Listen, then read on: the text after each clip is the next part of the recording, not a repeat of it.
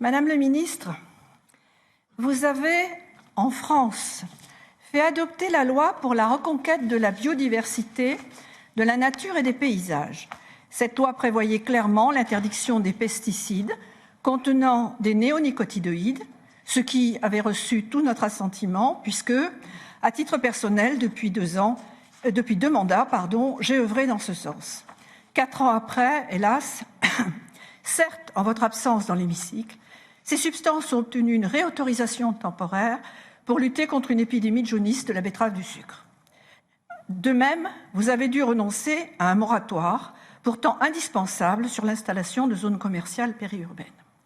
Aussi, Madame la Ministre, ma question est la suivante. Au Conseil, forte des leçons que vous n'avez pas manqué de tirer de ces revers, qui pourtant auraient dû être anticipés, et compte tenu de la brièveté, voire peut-être de l'extrême brièveté de votre mandat, quels sont les gages de confiance que vous êtes en mesure de nous présenter pour nous assurer que votre action s'inscrira efficacement dans la durée, tout particulièrement au regard du retard européen pris dans différents domaines, entre autres l'économie circulaire, la gestion de l'eau, de l'air et des plastiques. Merci de votre réponse, Madame. Madame Mélin, j'ai répondu déjà sur les moratoires. Sur la question des néonicotinoïdes, moi je suis très fière que la France ait porté une position ambitieuse sur le sujet. Je suis très fière que la France, aujourd'hui, ait interdit plus de 90% des utilisations de néonicotinoïdes sur son sol. Il y a encore un sujet sur les betteraves, effectivement, sujet sur lequel nous avons du coup mis en place un plan, qui est un plan de sortie, et à partir de fin 2023, nous aurons définitivement terminé avec tous les néonicotinoïdes.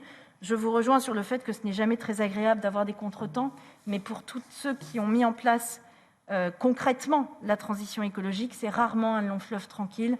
Il peut y avoir quelques à-coups. L'important, c'est qu'on y arrive.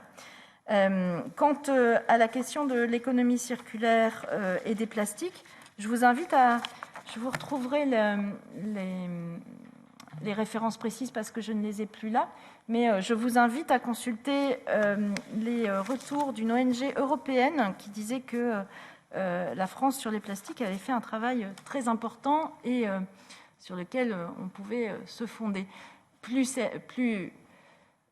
en lien avec ce que nous faisons aujourd'hui, la réglementation sur les plastiques et la question de la gestion des plastiques à usage unique est un sujet important sur lequel nous aurons aussi à travailler en tant qu'Union européenne au sein de l'ANUE, puisque vous le savez, l'ANUE se réunit en février prochain pour notamment préparer les discussions pour mettre en place un traité sur les plastiques. Je crois que c'est un enjeu absolument essentiel sur lequel j'aurai une attention particulière.